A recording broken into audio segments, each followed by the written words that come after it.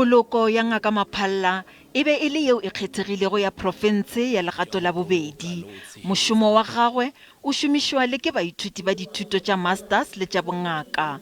Mongwadi yo a thupilego difoka tše ntši o phatlaladitše puku ya gagwe ya pele ka ngwaga wa 1982. Ke mo tsebile e le motho ya maatla bongoding fela le montsa etsa botjha gobane re kopane re sa le batjha ya gola ka lemo sa 1984.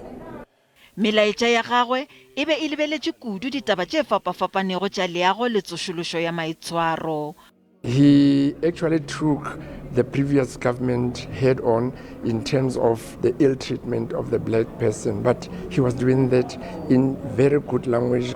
Maphalla e be e le morutiši. University ya Free State e mo file kgrata ya tlhompho ya bongaka ka ngwaga wa 2007. Mmušo wa Free State o begile gore o tla reela dikolo tše dingwe ka leina la gagwe.